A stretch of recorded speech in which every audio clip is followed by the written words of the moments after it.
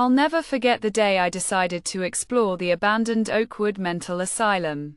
The once grand building loomed before me, its towering spires and crumbling facades seeming to whisper eerie tales of the past as I stepped inside. A chill ran down my spine, and I couldn't shake the feeling that I was being watched. The air was heavy with the scent of decay and rot, and the only sound was the creaking of old wooden floorboards beneath my feet. I had always been drawn to the supernatural and the dark history of this place, and I felt an overwhelming urge to uncover its secrets. My flashlight cast flickering shadows on the walls as I made my way deeper into the asylum, the beam dancing across rusted medical equipment and shattered glass. Every step seemed to echo through the deserted corridors, and I began to feel a sense of unease, as if I was disturbing the restless spirits that lingered within these walls. I stumbled upon a door hidden behind a tattered curtain, the sign above it reading, "Ward 13 feet." Something about it sent a shiver down my spine, and I felt an intense curiosity to explore this mysterious ward. As I pushed open the door, I was met with an eerie silence. The rooms were small and dimly lit, with rusted hospital beds and old medical equipment scattered about. But it was the walls that caught my attention. They were covered in scratch marks and strange symbols etched into the paint. I couldn't help but wonder what kind of patients had been housed here, and what had driven them to such desperation.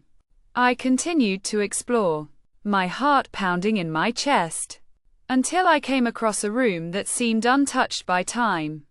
The bed was made, and a small, leather-bound book lay on the nightstand. As I opened the book, I discovered that it belonged to a patient named Emily, who had been a resident of Ward 13. Her writings were cryptic, but they spoke of a darkness that lurked within the asylum, a presence that watched and waited. I felt a cold sweat break out on my forehead as I read the final entry. "It's coming for me. I can feel its eyes upon me. I am not alone." Suddenly, I heard a faint whisper in my ear. "You shouldn't be here." I spun around, but there was no one there. The whisper seemed to come from all around me, echoing off the walls. I knew then that I had to get out of there.